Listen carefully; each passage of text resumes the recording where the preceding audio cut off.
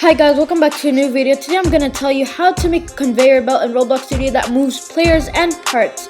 So yeah, let's get started. If you like today's video, please subscribe and also like. So yeah, let's get into it. So first what you're gonna do is you're gonna create a part and you're gonna scale it to your needs. So let me just quickly scale this up. This conveyor belt moves players and parts. So yeah. So after you're done scaling, for demonstration purposes, I'm just gonna make a duplicate so I could show you. I'm gonna make this a green part, so this will be our area where it ends. You don't have to do this. This is just for demonstrations. And I'll also add this red part right here, and I'll also scale this. You don't have to do any of this. This is just for demonstration purposes. So yeah, let me just move this up. So what you're gonna do is you're gonna get your conveyor belt and you're going to go into the home. Then you're just gonna anchor that.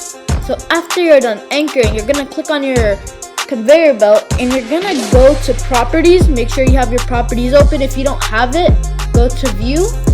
Then you're gonna click on properties, which is right here.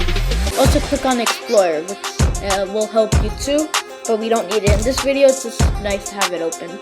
So yeah, after you're done, you're gonna go to your properties. Then you're gonna go all the way down. You're going to go to assembly. So you see this assembly linears. You're gonna click you're gonna put in a speed. So in the first area, I'm gonna make it 10 speed.